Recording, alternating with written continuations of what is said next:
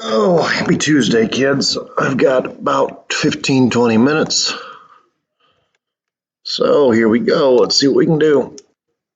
Number 9, the John Deere Company has found that the revenue in dollars from sales of riding mowers is a function of the unit price P in dollars that it charges. This is a real thing. I mean, companies do stuff like this. They always want to know ahead of time what expectations are. If the revenue R is R sub P, revenue as a function of price, is negative 1/2 the price squared plus 2800 times the price. At what unit price P should be charged to maximize its revenue? What is the maximum revenue? And I've got the hints on how to do this. So the deal is the max or min always happens at vertex.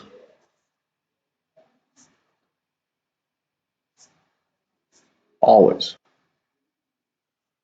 Always happens at vertex. So we're going to find the vertex. This says the vertex is opposite B over 2A. Okay, so the price coordinate of the vertex is going to be a negative 2800 divided by twice a negative 1/2. And that comes from this being A and this being B. That's just what that comes from. But anyways, we end up with negative 2800 over negative 1, which is just 2800. So this is the maximum price.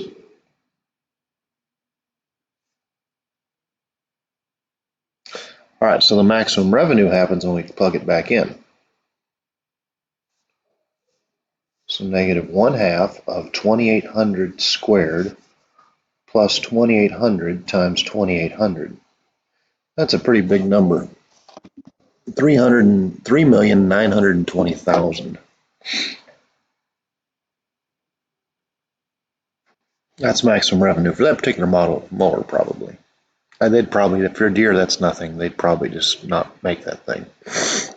All right, number 10. In old Soviet Russia, failing students were launched from catapults to encourage future engineers to comprehend quadratic equations. The path of a falling student would be parabolic in nature, and the height h of a student at time t could be modeled by the quadratic equation in the form height as a function of time is negative 16 times squared plus a sub t, acceleration times time, plus h subscript 0, which is the initial height.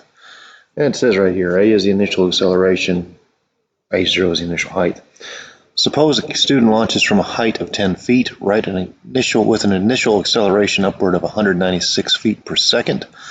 Write an equation modeling the death of this poor failing soul. So we're just going to plug stuff in. They didn't really used to do stuff like this, but, you know, be a lot cooler if they did. By God, kids would pay attention, wouldn't they? Height as a function of time is negative 16 times the time squared plus the acceleration times the time, 196 feet per second, t, plus the initial height, 10 foot. There you go. Find the maximum height achieved. So the time coordinate of the vertex is going to be opposite B, negative 196, divided by twice a negative 16. That's negative 196 over negative 32, which is not a perfect number, is it? I'm pretty tired this morning. I'm going to cheat, use a calculator. 6.125. So time is 6.125 seconds. A lot of times you'd see me use fractions, but I've never really heard anybody talk about time in fractions, have you? So anyways, this is when it happens, but it wants the maximum height, so I got to plug it back in. The height at 6.125 seconds is going to be negative 16 times 6.125 squared plus 196 times 6.125 plus the initial height of 10. So again, I'm not capable of doing that in my head this morning. I guess I could go off old school off to the side and waste some of your time, but it's a lot easier just to punch buttons on a calculator on stuff like this. Quicker is the main thing. 610.25 foot. This kid is dead. He's up there. I don't even know that a catapult can launch that high. I made this problem up. Pretty sure they can. Determine when the individual goes splat. So this is when they hit the ground. When do they hit the ground? All right. So we hit the ground when the height is 0.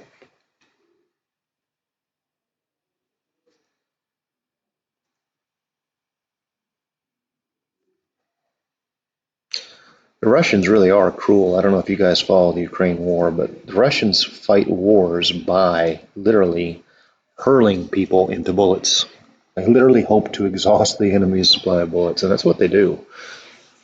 They're not good people. At least their government is not good people. The Russians themselves are fine people, but they keep choosing the wrong government.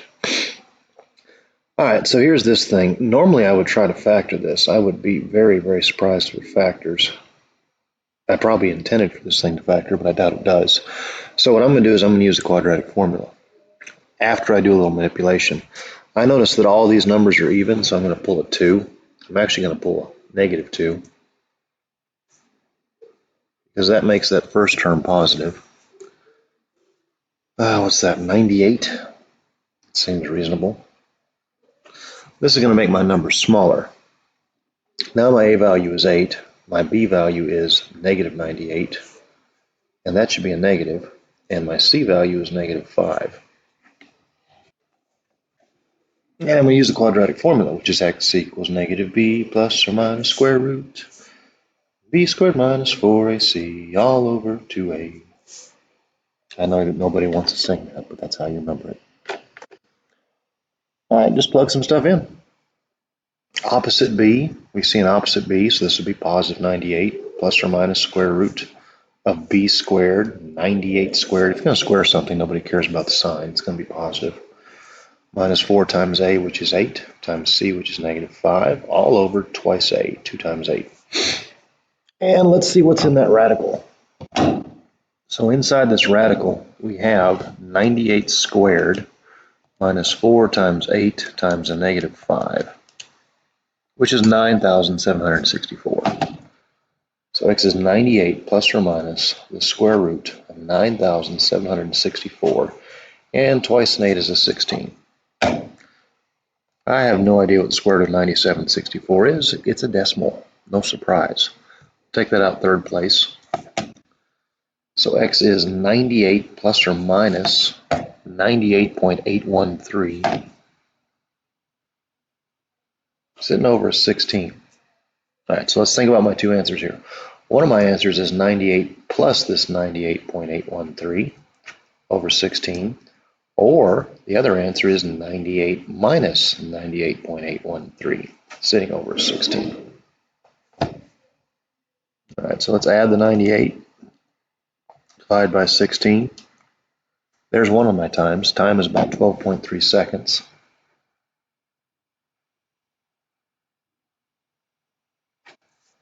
The other one is going to make no sense at all.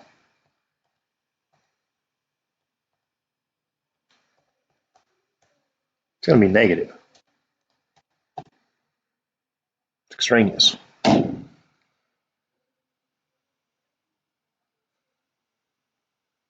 This is what we call an extraneous answer. It's nonsense.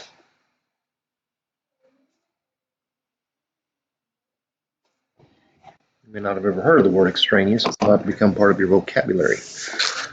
All right, graphing. Graph the following equations. Please make a table with 3 points and state the function's domain or range. All right, so I'm going to make my little table to start off with here. I'm going to identify the vertex first. These are in the form of a times x minus h squared plus k.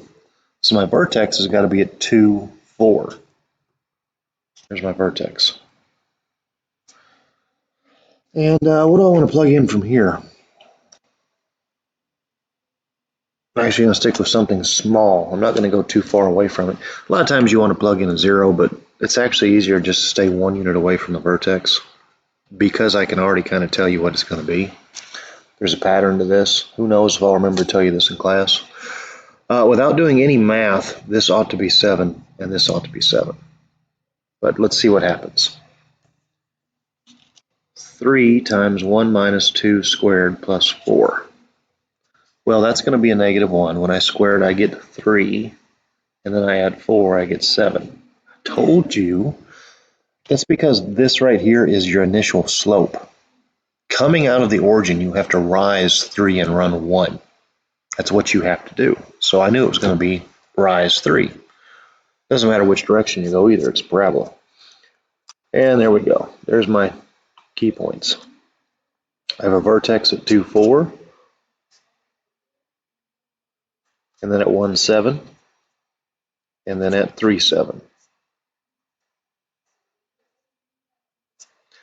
My domain, just like any other parabola in existence, negative infinity to positive infinity. And my range, I have a low value of 4, and I rise to infinity. All right, number 12, graph this bad boy. All right, so for some of you, you need to realize that there's no b. There are no x's. I'm going to go ahead and throw that there. And it's not in vertex form, so I'm going to have to find the vertex.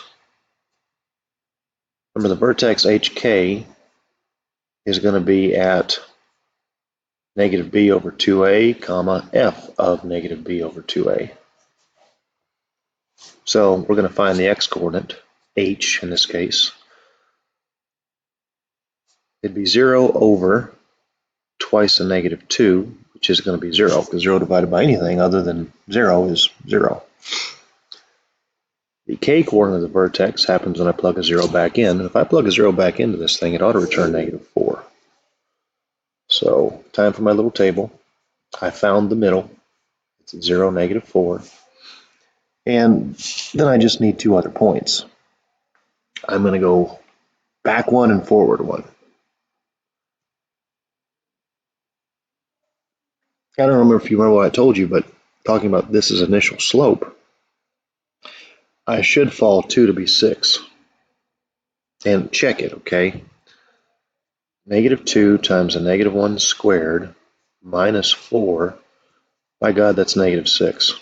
And because of symmetry, this one's also negative 6. So that idea of initial slope is kind of nice to keep in mind. The y values are all negative, aren't they? My vertex was at 0, negative 4. Puts it right there. A point at 1, negative 6.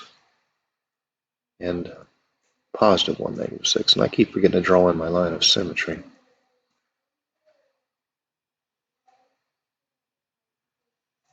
There she is. Domain, negative infinity to positive infinity. Range is going to be negative infinity rising to negative 4. 13's easier. 13's in vertex form. Let's go ahead and throw this plus 0. There's a vertex at negative 2, 0. Something prior to that would be negative 1. Something prior to that would be negative 3. Something after negative 2 would be negative 1. And it looks to me like this is a half. Well, I don't want to mess with that. So I think I'm actually going to go back to negative 4. And I'm going to go forward to 0. Because I don't want fractions. That's why. So if I plug a negative 4 in here, negative 4 plus 2 is negative 2. Negative 2 squared is 4 times a half is 2. So I like nice numbers. That's why I did that.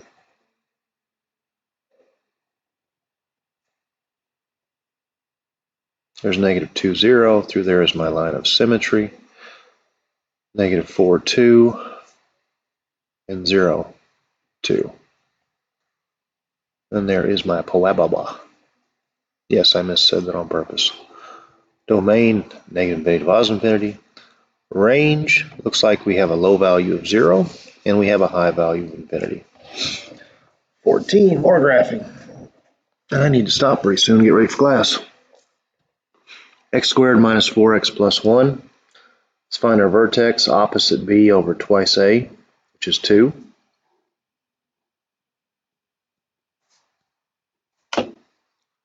Plug a 2 in here. 2 squared is 4.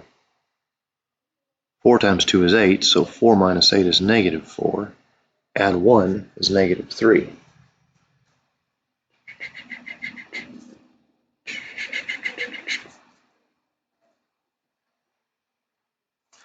And there's my vertex. All right, we have an initial slope of 1, so if I go back 1, I should be negative 2. If I go forward 1, I should be negative 2 as well. Should be. I mean, you can plug it in and check. So if I plug in a 3, that'd be 9. Plug in a 3, that'd be 12. 9 minus 12 is negative 3. Add 1, negative 2. See, it works. It does. It's just a little shortcut. So the right 1 down 2, to the right 3 down 2, and there is my parabola. They're actually pretty simple. Domain, like all of them, again, don't be the kid who doesn't understand that. Low value is negative 3, the high value to infinity for range. 2 more and then I'll stop because I gotta get ready for classes. So vertex again, negative 8 over twice of 4 is negative 1. If I plug a negative 1 in, what would I have? I'd have 4 minus 8, which is what, negative 4. Sorry, this is a negative 1, isn't it? I'd have 4 minus 8, that's negative 4. Take away 6 is negative 10. Something prior to negative 1 is negative 2. Something after negative 1 is 0. And the initial slope here, the initial average rate of change, is 4. So if I add 4, I'm at negative 6. And if I add 4, I'm at negative 6. Most of these y values are negative, so no need for a whole lot of room in quadrants 1 and 2. Vertex was at negative 1, negative 10.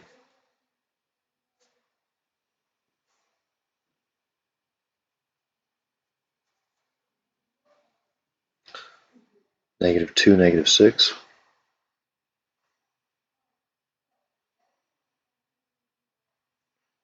0, negative 6. Completely missed my points. Looks way too much like a V.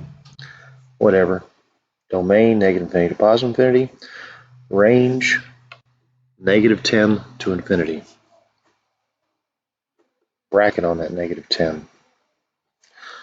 All right, the last one, which is today's lesson. This is using intercepts.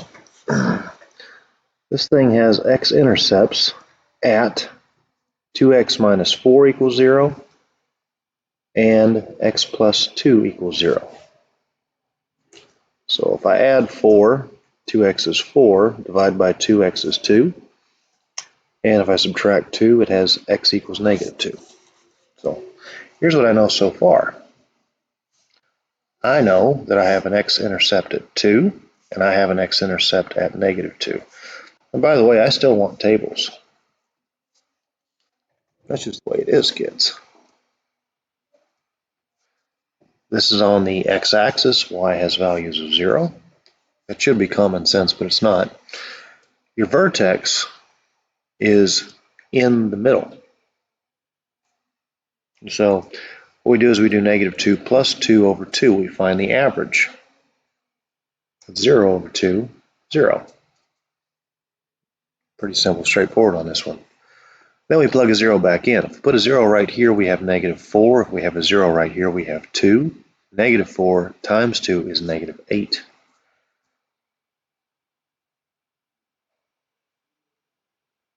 Well, I really made this one easy. Shouldn't have done it so easy. Don't know why I did that. But I probably need to stop there. So I got through 16 for you today. Do a little bit each day, kids. It helps. It really does.